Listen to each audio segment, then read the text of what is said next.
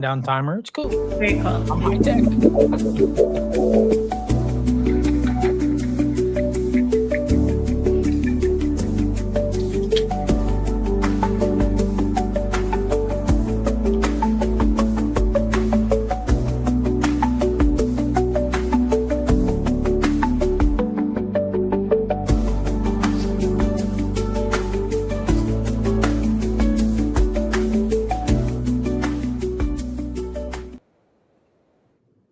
Welcome to another edition of Rock and Recovery. I'm your host, Jay. Today with me is a special guest, Katie Rizzo. And before we get into her story, I just want everybody to know this is all about a little bit of hope. And for me, hope means hold on, pain ends. If you're struggling from addiction, or if you're struggling in recovery and you just can't see a way out, hold on. Just stay here, stay another day. Hold on, the pain will end. Put in the work. It's all up to you. So on that, Katie, thank you for being here. Thank you for taking time out of your day and sharing your journey and your story. Uh, I know there's some tragedy and I know there's some heartbreak, but through it all, I think we find and we get closer to our higher power. And mine is Jesus Christ, and that's the only reason I have been able to recover from my illnesses is through Him. So thank you for being here, and I'll let you introduce yourself, and we'll go right into your story. Okay, thanks, Jay. I'm really glad to be here because I feel like if anything good can come out of my son's death, it's that I hope that other people hear his story of addiction. And I really hope that somebody who is listening will hear that they're worth staying and they're worth giving it a chance. And so a little bit about me is I raised three beautiful boys in Gilbert, Arizona. I was a high school science teacher, and I got the gift of teaching at the same high school that my boys went through. Our oldest son, Nicholas, played soccer, and he was pretty good at it. He was one of those kind of kids who had a lot of anxiety, which I think people who have addiction tend to have anxiety. And he was most comfortable out on the soccer field. He looked free. He liked to live in his body. I kind of made the analogy that he was like a little puppy. He just wanted to wrestle and not have to be tied down. And so he did a lot of sports, had a lot of injuries. Every time he had an injury, he was given codeine for it, or oxycodone. His dad had struggled with addiction, and his grandpa died from an addiction to benzodiazepines and also cancer. So we do have the genetics for addiction in our family. I'm sure my side has a ton too. But I think Nicholas got more than his fair share of opioids from injuries. That's not to blame the opioids, but I do think that the more opioids you do, the more maybe you upload your receptors, the more you want more opioids. He went away to college, and I think at college he smoked pot, which I think some people can do and it doesn't trigger them, but it definitely triggered Nicholas into doing more and more. When he graduated from college, he came home, and it was just obvious that his addiction was in full bore. I don't know that we really got through to him very much. He was living at home, and you could just tell he wanted to be clean. He wanted us to be proud of him. He wanted a normal life. I know he looked at his friends and he thought that maybe what they had was unobtainable, that he had like this bottle in one hand and his future in the other, and he just couldn't let go. My husband and I joined Al-Anon, which I think is really a great organization, probably the best thing that I've done with his addiction. And we learned a lot of tools. I got a sponsor. I started learning what a higher power was. But Nicholas kept getting worse. And you know how they say in Al-Anon, like, if you get better, the family system will get better. I think we all were trying really hard to get better. I don't know that it even touched Nicholas's addiction. At one point, he was stealing quite a lot of money from us. He had one check and he just kept cashing it. And you'd think like a bank would stop that, but no, Nah, they don't care. no, I didn't know this. And so we sat him down and said, "Hey, it's over $10,000. You can choose jail or rehab," and he chose jail. We called the police, tried to talk the police into talking some sense into him, and the police said, you could do a 24-hour hold, which is something you can do in Arizona, or a 72-hour hold. Sorry. I think it's the Baker Act. I don't know. You tell me about it. Yeah, it's a Baker Act. So when you're struggling through mental health issues, most states have enacted a crisis response team. So along with the police, they got specialists that come out there, peer support specialists or mental health specialists that will come out there, especially if it's a mental health thing, that'll come out there and help another person. Instead of taking them to jail, they give them options. Yeah. And so I think that's a big thing for addicts alike. Yeah. And if you're suffering from like a mental health break, that emergency crisis response team, which doesn't get used very much because a lot of people are afraid to call it because they think automatic jail. I'm calling the cops. The cops are going to be here. Automatic jail. I did over 20 years off and on in prison, and it's automatic jail. I would never have called the police for myself either. So it's really hard as an addict to call for help when it's going to be, all right, jail.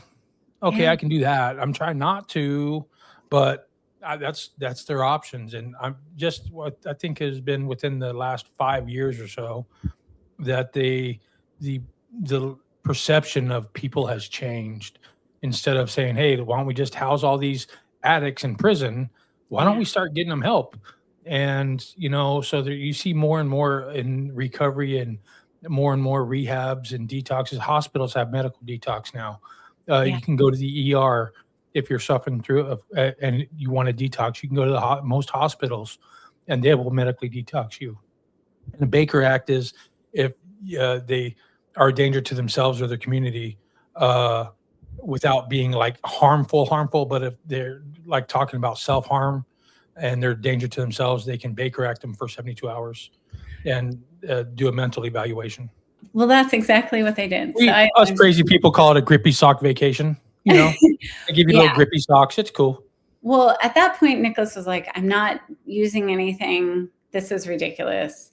So he left, and for about 24 hours, he'd call mad, but he sounded sane. And I thought, oh, maybe I am crazy. Maybe he wasn't using anything. But then he started to detox, and he ended up going into the ICU because they couldn't take care of him there. And he was in the ICU for 6 days, coming off benzos and opioids. He had swelling of the brain. He had rhabdomyolysis, which is where your body starts to eat your muscles. It was ugly. He was shaking. It was just so painful. He didn't know who we were. Body spasms. He thought my name was uncontrollable seizures. Yeah, the only thing he knew was that he didn't know his name, but he knew he was the bigger brother. And he was. I mean, maybe that's the one thing he really was down in his core. So it was awful to watch my sweet son go through this. And I had hope, but it wasn't the kind of hope you were talking about. It was kind of a false hope because I think I forced him into his bottom. And he got out of the hospital, and the only reason he agreed to go to rehab was if we would pay for his apartment. So we were pretty good at manipulating him. The rehab system didn't really work. I got a question on that is because were you manipulating him or was he manipulating you? Because there's, I'll go if is a manipulation tactic, and he was using it towards you to get what he wanted, which is a guaranteed place to stay, which all addicts, I think, we don't worry about where we're going to stay. My mom's in the chats. I used to ghost her. I ghosted her for over 30 years. And anytime she would call, I'd come up with some kind of excuse of why not to be there. Set a date, and then, I blew it off. Drugs were too important in my life to recognize. I lost communication. She was glad when I went to jail because at least she knew I was okay and I could manage jail. And I wasn't on the street and she wasn't getting a call say, "Hey, do you know this person?" Well, Yeah. you need to identify them, you know. Yeah. And so, and through recovery, I found Celebrate Recovery, and through that and the way I had to recover, our bond has gotten stronger, and we've got to know each other again. So That's beautiful. And your mom is a real lucky woman. So, she wrote me off. So I don't know if she ever wrote me off, but she used to. She's like, "All right, I'm done," you know. And I could, yeah, I'm sure she wrote me off a few times. whew, yeah. Well, so Nicholas ended up going to rehab. The rehab wanted cash instead of my insurance. And they said my insurance wasn't going to pay. I called my insurance and they said they would pay. But by that time, the bed had been given up after he'd been there for 2 weeks. So he went to their outpatient. Then something happened there, long story. And he ended up at a different outpatient. And at this outpatient, they decided he was going but not participating, and so they kicked him out. And I know he went home, and I think he started using the same amount that he was using before, and that was his end.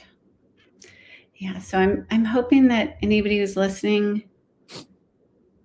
that they understand that I feel like Nicholas had so much shame, like he didn't feel like he could ever get through that shame, like all the bad things he had done.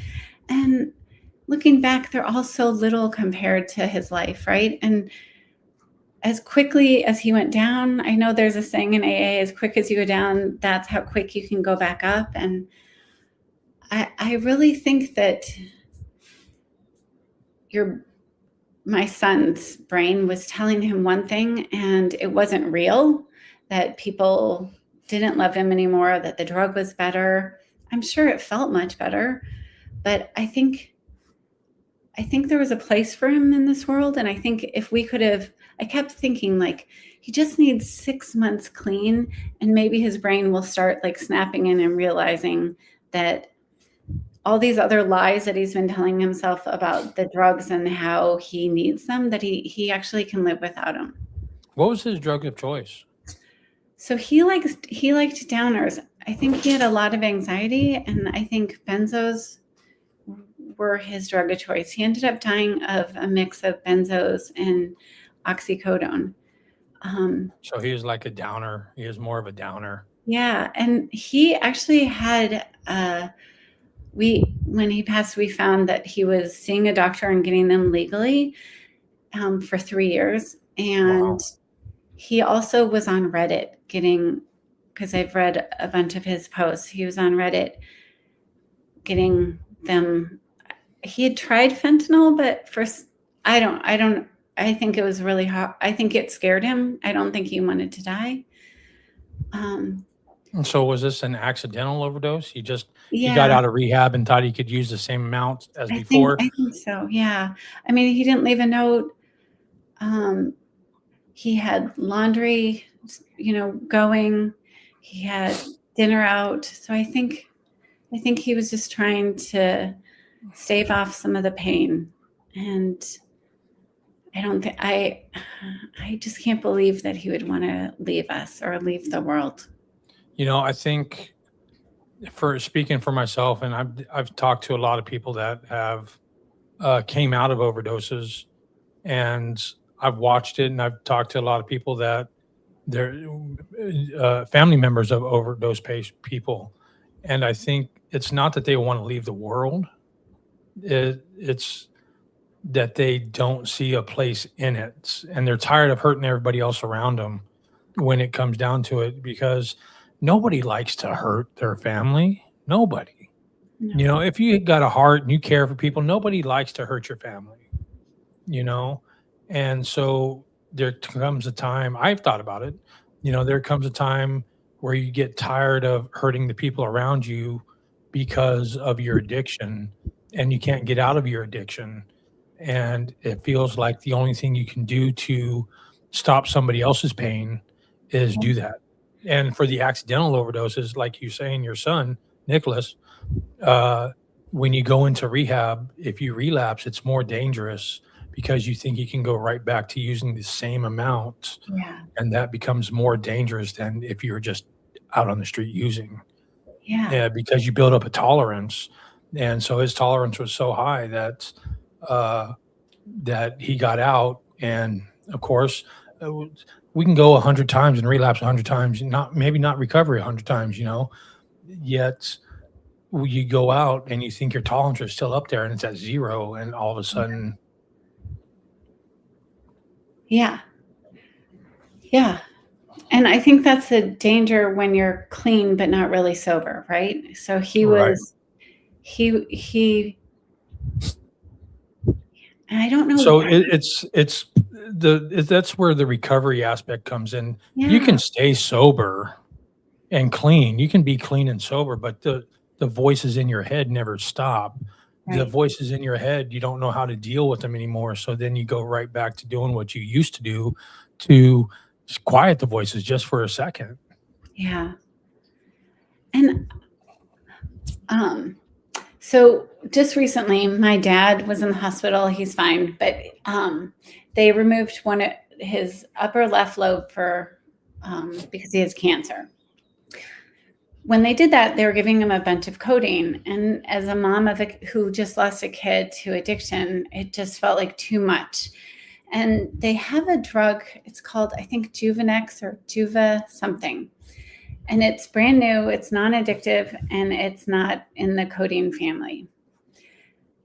So I asked, and this was at in Colorado at Anschutz Medical Center. So I said, is there any way he could get this drug for the pain? And the doctor said, oh, I love this drug. I prescribe it all the time outside of the hospital, but the hospital doesn't have an understanding with this new drug maker.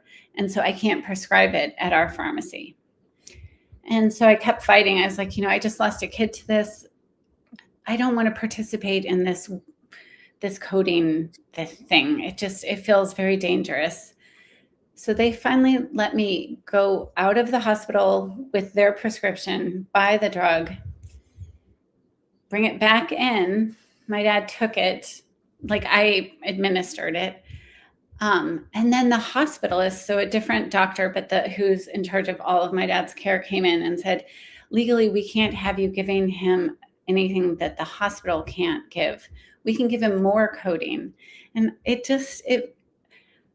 I don't know if I'm just trying to find somebody to be mad at, like I want to blame you, but I do feel like something the DA said to me. He said, people who do codeine 8 days in a row, he said, I haven't seen those guys get sober again. And I don't know if that's true. Maybe there's like I a don't genetic know. component, but if it is, like maybe we need to prescribe it a little bit less. And that's the big pharma. They're out for the dollar. They're not worried about the person. I Yeah. got to ask you, Katie, are you from Colorado? Yeah. What part? So I was born and raised in Aspen. My dad and my sister are still there. I born and raised in Boulder and Fort Collins. Oh, how neat. Yeah. I live in Florida now. Yet I knew some Rizzos. I knew a good friend of mine was Mike Rizzo, and I was in prison with him for a long time. That's the only reason, Very and out on the street. And I wondered, is there any relation? well, there probably isn't because it's my Okay. married last name, but tell Mike Okay. Rizzo I wish him the best. And Yeah, me too. my maiden name is Barrett, which is a hard last name. So Yeah, I just seen the name. I just clicked right then when you said yeah. Colorado, and I said Rizzo. I'm like, I Well, maybe know you need Rizzo. to call Mike and see how he's doing. I should, Yeah. but there's something in a recovery that you got to change, and that's the people, places, and things. Yeah. And so if you've got people we have Rizzo relations, do we, Ma? I didn't know that. My mom just said we had Rizzo relations. I'm like, okay. Maybe we're related. But the people, places, and things in recovery, and if you're trying to stay sober, if you're still hanging around with the same people, if you're still hanging around the same places, if you're still doing the same things, Yeah. you're gonna still do the same thing. And sometimes you can get out of you can change place, you can change the people you hang out with, you can change the things you do, And guess what? Then, oh, that's right, Aunt Rita's side. But then you're still stuck with yourself, Yeah. and you're the problem. Yeah. And until you start changing your perception and yourself, Yeah. then you're really just running from yourself. Yeah. And when you start running from yourself, when does it stop? When you get into the recovery aspect and you start working on the deep rooted issues, the issues of the mental and the shame that you're talking about and the guilt and all those other issues that might keep us in as an addict, because you go through life and things happen, right? Mhm. I'm going to tell you right now, Celebrate Recovery is a great place. They're not only for addicts, drug addicts or alcoholics. It's for anybody that has a hurt. If you've been hurt in your life and you can't get over that hurt, that's a hurt and a hang up, you know, and it's all God based. It's all God based. Awesome. That sounds And so it worked for me because I knew who my higher power was. I just needed a closer connection with them. And I didn't need somebody telling me what to do and how to do this and how to do that with yeah. AA and NA, those other big groups. Yeah. Nothing bad about them. I agree 100% with their steps and everything that they do. I can't stress that enough. I agree with it. It just didn't work for me. I had to find a Right. place where I felt not judged, Yeah. that I wasn't going to feel ashamed for what I've done in my life, Yeah. because I went to prison because I wasn't a nice guy, you know? And so Celebrate Recovery worked for me because uh, there was no judgment. There was no shame. You're trying to get out of that thinking, and it just works. It just works if you, I hate catchphrases, but it works if you work it. Yeah. Yeah. Well, yeah, Nicholas, nothing had worked for him, and I wish I could bring him back and try and see what, my husband and I were on a run today and we were talking, and I was like, if he just wouldn't have done this, and, I don't know, but he really struggled with AA, but I think it's because he had so much shame. And so if there's anything I can tell your listeners or somebody who's struggling with addiction, is that as a mom, there's no shame in anything that anybody's doing as an addict. I found my son one day at the park doing fentanyl with some tinfoil, and I knocked on his thing, and I was like, "What the are you doing?" And I'm not ashamed of that. I love that kid. Like, he was trying to find relief. I think addicts are trying to find relief, and for some reason, our society has made it into this like evil, like willpower thing, and it's just time to come clean and know that there are a lot of people out there who love you, and they want you to be alive, and whatever you need to do to get off of that, because the drugs really do lie to you.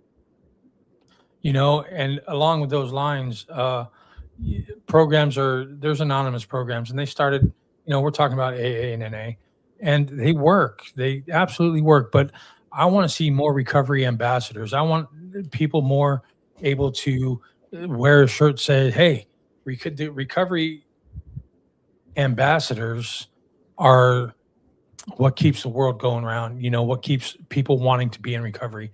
Because I'll tell you what, if it wasn't for people that I knew that were in recovery, I would have never found recovery. Yeah. It works. It does work. Yeah. And so it's just hard I'm sorry, I had to block a user because they're posting not nice comments. Not nice, people, not nice. There's always going to be those people, and we just don't let them sidetrack us, which is okay, but being a recovery ambassador, to me, I think for the person that's searching for it, that wants recovery, it doesn't even know about it, being able to stand up and recover out loud, the way I have and the way some of the people that are around me are and still doing, is probably the most beneficial thing for the people that don't know what or how to find recovery. Yeah. Or what recovery is. And like my mom just says, us addicts, we understand addicts. We do. We really do. I know how an addict thinks. I don't know how you normies think. I'm going to say you normies. I Yeah. don't know how you normies think, or I don't. I can't wrap my head around it most times. I'm like, wow, but I can understand another person like me thinking because it's just the way we find people that we're comfortable with. Yeah. And that's what the key to recovery is. You find people, find your family, find your friends. And reach uh out to people who aren't there yet. Like, yeah, I wonder if one person would have, who was in recovery and really pushed Nicholas a little bit and challenged him and said, "Hey, I'm here with you." I wonder if that would have made a difference. He never really had that. And he didn't really want it either. So it works if you we got a person down there, David Nelson Living. I've successfully quit alcohol for over 10 years now. That's congratulations. That's really what people want to hear is like, but how'd you do it? Okay, so you quit, but now what are you doing and how'd you do it? yeah. And I think that's great. I think anybody that has some sober time, clean time, I don't care if it's one day, 24 hours, 12 hours, it doesn't matter. As long as you keep doing it and you show up for yourself. And that's what life's all about, is showing up for yourself. You got to show up for you before you can show up for anybody else. With honesty, I think that that's something that Nicholas's death taught me. Is after it happened, I sat down and every morning I would just journal. And I'd never written poetry, and I started writing poetry, and I started posting it on the internet. And it wasn't great poetry, and sometimes it was great poetry, but it was that I just wanted the world to know, like, this is who I am. Like, I'm not going to be anybody else anymore. I'm not going to try to put on this facade that we're a perfect family, we're doing well. We're not. We're kind of in this pit of grief. And I started journaling, and that's why I got on your podcast, is for the two books that I have coming out soon. But it's nothing good can come out of my son's death. Like, I want him back, and I'm a different person. That person is somebody who is very real. And I'd like you to change that statement, because you just said nothing good can come out of your son's death. I think that's false. There's a lot of good that can come out through his story. Oh, trust me, there's a lot of good I that you're want him doing back. right now. I hate when people are like, "Oh, it's so great you wrote a book," because now, and Yeah, I'm like, no, that's not the I want him you're sharing his story. You're sharing his story, and that right there is going to help somebody else. I That's really good. hope so. The other thing, Jay, is I have a really good friend who works in a rehab here in Phoenix. Oh, detox, sorry, in a detox. And it's private pay only. For the first time since it's opened, it only has one patient in it right now. Wow. I know. And they can't figure out what's going on. A lot of I insurances won't pay for the private pay places. A Yeah. lot of them will do the not for profit, because Yeah. they're geared more towards the individual and Yeah. more towards helping them, instead of more. See, when you go to, from my point of view and from my understanding, is Mhm. when you go to more of a private pay, you're dealing with people that are trying to push you into a different type of pill pushers, I want to say. Yeah. They do recovery work, yes, but they also push pills. And that's just, I found my experience of that working and talking to different rehabs around. If you really want a good recovery place, look at their foundation, what they believe in. If they're not for profit, that's the Mhm. best place you can go, I agree probably, with is that. because it's not for profit, Yeah. and so, and the self pay, the private pay is super expensive. Yeah. Well, I'm just amazed that for the first time since it's been open, that it's only got, it's got less people in it than it needs 5 to stay afloat, and it has 1. So I don't know. I think that tells me, like, maybe people are getting better, which is what I'm hoping, or something weird is going on? It's hard to say right now. I mean, uh, could be just how that place is ran. I don't Yeah, know. I don't know. You Yeah. never know. And then the other Tell me thing is, about your books. What books you okay, got? before we do, I want to ask you something. I Yeah. really am struggling to find statistics on relapse rates for people on opioids. Do you have any idea what they are? Oh, I could Like if look you them Google up. it, the range is like between 40 and 80. And that's such a big So range. that have been through detox? Yeah, for relapse rate. So people Hold who on. have, Let's ask Google real quick. all right, it's Give me a second and we'll just ask okay. Google. All right. Relapse rates, relapse, RELAPSE, stats. Every time I've tried to find them, they're just such big ranges. It Uh, seems unbelievable. Stats for opioid users in recovery. Bam. Let's just see what it says. Between 70 and 91 within the first year.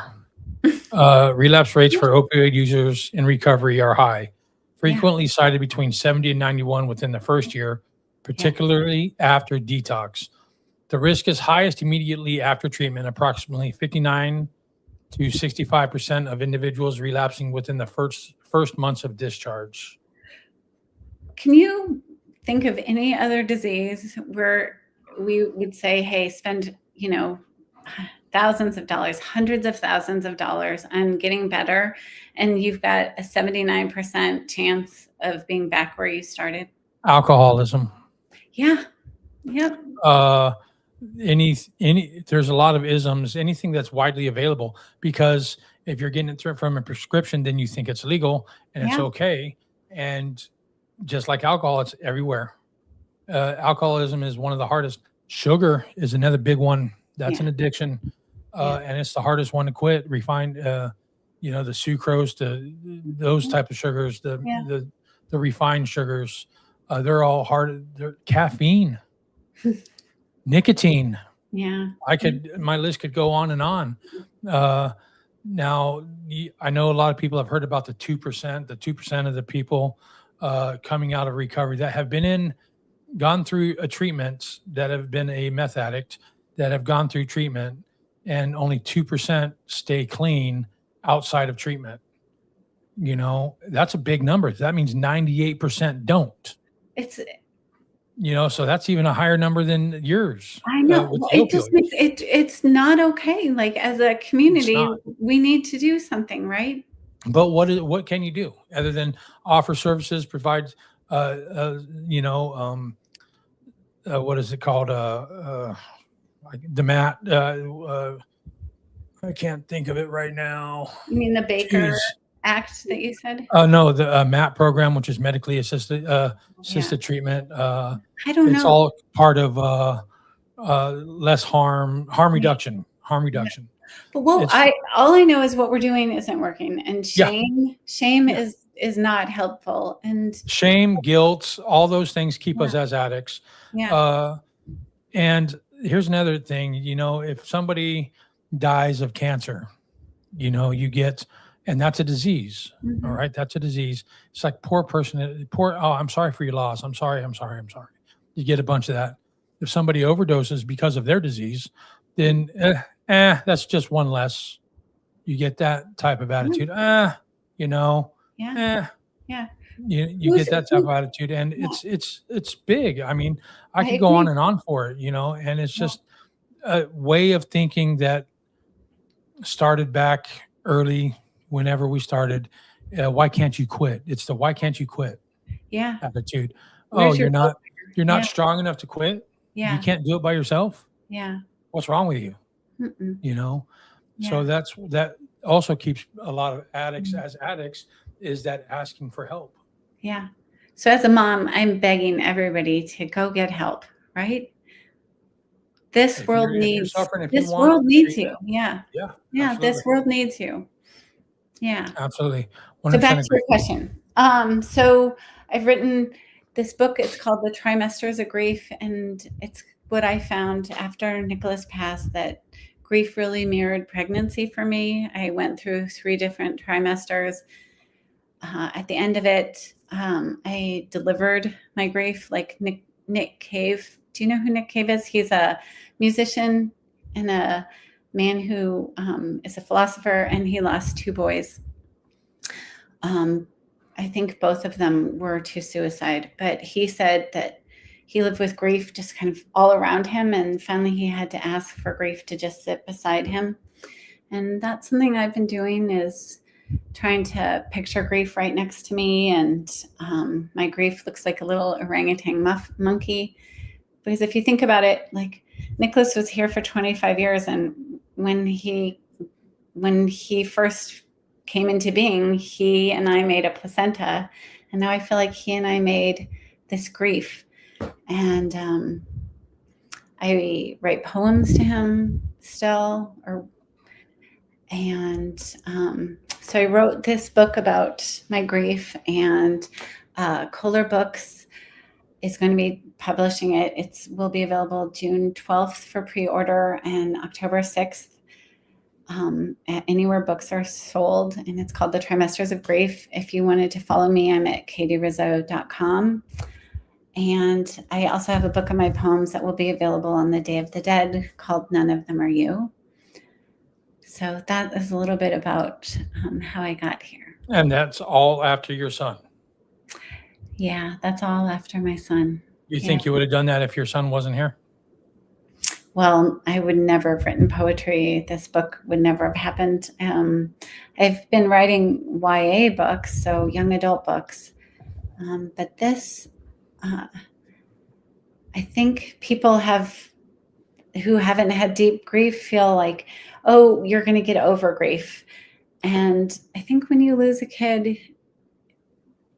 it's just going to be there forever. Like, I'm always going to have this grief baby. My world is different. You just learn how to deal with it. You learn how to cope with it. Yeah. And so those people who are struggling with addiction right now and thinking that the world would be better without them, I'm a mom, and I can tell you my world is not better without my son. And he did a lot of shameful things like stealing, driving drunk, driving high. I'm sure he dealt. I'm sure there's a lot of things he did that I don't know about that were awful, but none of them they're nothing to me. I would do anything to have him back. So do you think your books are going to help somebody? I'm hoping my books will help parents who are dealing with loss, or anybody who is dealing with loss. I'm hoping my books will help parents who are dealing with addiction, that they'll realize all this stuff of, martyring, manipulating, managing. You can't control this. I think the one thing that I did right with him is to tell him that I loved him, and that it was his addiction talking about us being as upset as he thought we were. It wasn't from us. I hope he felt like the love, because if love could have gotten him clean, man, I would have just poured that stuff all over. It doesn't. Unfortunately, it doesn't. You think, and you would not have done any of these things. You don't think so? You wouldn't understand this grief struggle that you wouldn't understand how to write it from a first person perspective. Mm-hmm. You don't think you would have, these books would have never come to fruition, and you would never help somebody else through their grief through your books. But also, Jay, now I'm driving, I see people who are homeless on the street, and most of them are addicts. They're by the grace of God. Like, there's my son. And people in prison, I think the statistics are 98%. Oh, it's high. Yeah, are addicted, and they're getting the drugs in it. I mean, how we're dealing with addiction, it's not working. These are. I 100% agree with you. Yeah. And the only thing you can do is, just keep people informed about that recovery is possible. Yeah. Those of us that are in recovery or have been in recovery or have been clean and sober need to start standing up for the people that aren't, and saying, hey, it's okay. Yeah. It's okay, because it's possible if you want it. But Yeah. that's the key. That's the key right there is if you want it. You can't really force it. Yes, there's forced sobriety. There's not forced recovery. Forced sobriety will never work because you're not working on the root of the cause. Yeah. There's forced sobriety. That means being locked up, going to a treatment center, detox, whatever. That's being forced. But unless the person wants it, like that old saying says, you can drag a horse of water, but you can't make him drink. You can shove his head under the water until he drowns too, and he's still Mhm. not going to take a breath. You know, unless the person wants it, then it doesn't matter how much you love them. It doesn't matter how much you show them. It doesn't matter whatever else until there's a defining moment in their life that wakes them up. And it's called desperation, the gift of desperation. I'm so grateful for the gift of desperation today because the gift of desperation got me out because I was desperate because I couldn't manage what my life was turning into. I couldn't manage. I How was long did it desperate for take for you to change. get desperate? It's different for everybody. It Yeah. could be as, you can't pay your light bill, so you get desperate. Then you're desperate. So something's got to change. It's different for everybody. Yeah. Well, my son was very stubborn. I think he Oh, thought yeah. So was I. yeah. I was stubborn. Yeah. If you tell me that the sky's blue, I'm a great arguer too. I'll tell you it's purple, it's red, Yeah. it's green. I Yeah. will not agree with the blue statement. Yeah. No, no, the water's blue and it's a reflection off the water. I've got them all. You Yeah. know, I would never agree just because that's who I was. Yeah. If you told me this way was easier, well, I'm going to find the harder way and make it easier. Yeah. You know, so yeah, I mean, all of us addicts are hard headed. They are very determined. They're the Yeah. most determined people you'll probably ever meet because guess what? We got to keep us as addicts. We got to keep finding our drug. Mhm. We put in so much work finding that drug that, oh shit, the day's gone. And now we're working on tomorrow's, Yeah. so once you once you admit that your life is unmanageable, you become desperate. Once you admit that your life is unmanageable, that's when you're starting to ask for help. That's when you're starting to believe in a higher power. Mine's Jesus Christ. And that's when the true things start to change. Yeah. No, it was really good. And like I was saying, you wouldn't know this type of grief if your son didn't happen to accidentally overdose. Whew. Yeah. So you wouldn't be able to help the next person through Hope. your grief sharing and through your experience. You wouldn't have been able to help the next person that might be struggling with the same thing. Yeah. So there is good. Yes, the act itself, the addiction is terrible. Nothing good comes out of addiction other than the person. Yeah. And his life experiences. I would love to have met him and heard his story because he would probably help a lot of people too. I know. I You kept know? thinking he was going to become one of those AA people who's almost like a zealot, like knows everything. And I was so looking forward to that, but I didn't get it. Well, Katie, what's the one thing you want anybody to take away from this conversation? Well, that they're precious, that I know that Nicholas had periods of time where he had really high self-esteem and he would say like, I know what I'm doing with my pills. I can handle this. I'm an expert. And obviously he wasn't. And then there were times where his self-esteem was so low. And sometimes I look back at pictures of him, coming in the house and, we're all having a birthday party or something. And you can just tell that he feels like he's not worthy of being with us, or that his addiction makes him kind of not good enough, or that his stealing has done that. And I just hope people realize that just to keep fighting, that if it's not AA, if it's not your recovery thing, that there's got to be something. Go, keep searching. If it, meditation, nature, rehabs, that life's really short and the world needs these people. There's this huge hole in my family now and we can't fill it. So we really miss him. Thank you for sharing your story and your grief and your journey through it. I really do appreciate it. Thank you for taking the time out of your day so we could talk about your son, Nicholas. Oh, I thank you. know that was probably a little bit of freeing and a little bit hard at the same time. I just want to encourage you to just keep doing it. Just Okay. keep sharing his story, keep sharing your grief. The more you do it, the more you're going to help somebody else through his story, through your story, through the shared grief. So I really do appreciate you being here. Oh, well, thank you. My love to you and to Brittany. Thank you. And Yeah. on that, that's Rockin' Recovery. So keep rocking your recovery. If you want to be a guest on the show, let me know. Send me an email. We'll get you on here. Thank you, Katie.